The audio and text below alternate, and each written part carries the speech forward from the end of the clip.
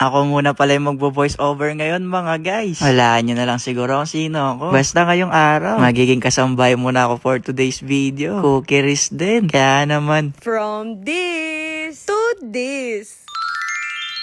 nalulungkot nga ako ngayon. Kasi ilang araw nang wala si mama. Kaya ngayong araw, maglilinis muna ako. Rate nyo muna siguro yung outfit ko dyan mga idol.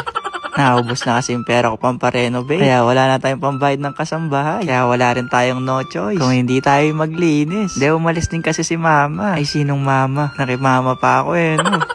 Nangirap din pala yung malaking bahay mga guys. Na kung gaano kalaki yung bahay, ganon din kalaki yung lilinisin mo. Nakatulad ngayon, isang kwarto pa lang to, pagod na yung mari nyo.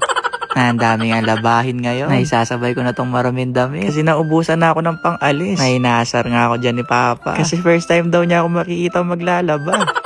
Nandito nga lang pala sa Gedli yung labahan mga guys. Dahil first time ko nga lang din to sa paglalaba. Nalilito tuloy ako kung anong gagamitin dito. Kasi alam ko yung isa dito panligo. Pero chawat lang mga guys. Meron lang talaga maglaba yan si Erica. Tingnan nyo mamaya. From this to this na yung mga labahan dyan.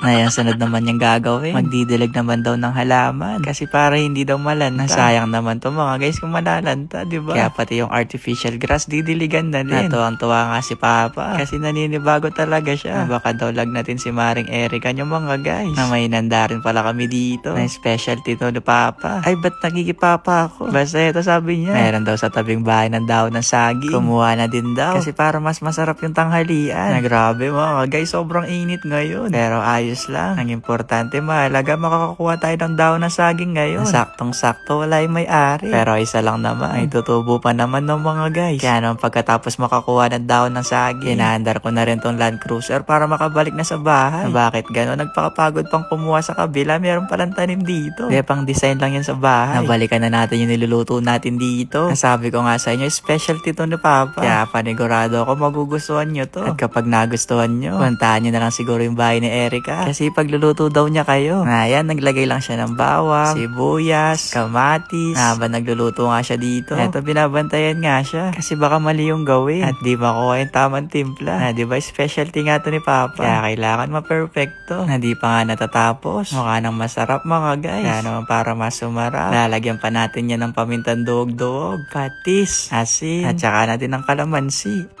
Na parang lutong giniling yata itong niluluto ni Maring Erica nyo. Nahulaan ko na. Kaya naman siguro giling muna kayo dyan mga guys. Shot. At eto, ang bango na nga. O parang naaamoy mo dyan, chawat At syempre, kung pag nagluto ka, dapat hugasan mo din. Kaya pagkatapos maghugas, inayos na din dito yung dahon ng saging. Ay hindi to gagawin pang boodle fight Kasi 3 lang kami dito. Ay gagamitin nga natin to sa pagluto ng giniling. Na ngayon lang ako nakakitang ganito. Kaya watch and learn daw mga guys. Na mas papasarapin pa nga daw niyo yung giniling. Kasi hindi pa nga daw yung tapos. Nagbati nga lang siya dyan ng iklog. Ayun, nakuha nga niya ng dahon ng saging kanina. Dito niya daw iluluto. Wow mga guys, meron yata tayo nakuha technique dito Chot! Pero kakaiba nga to. Ngayon lang ako nakakita ng gantong klaseng luto. Pero mukha siyang masarap mga guys. Kasi naglagay pa nga sila ng iklog sa taas. Mukhang dito yata ako makikikain ngayon At eto na nga yung finish look ng nagawa nating giniling. Kain na tayo mga guys. Wow, Erica, pizza yarn. Jot. Di mukha siyang masarap. Kaya naman para makakain na tayo. Ay sila lang pala yung kakain. Hinanda na nga ni Marin yung mga plato. Para ma-taste test na nga yung nagawa niyang pizza. Ay giniling pala.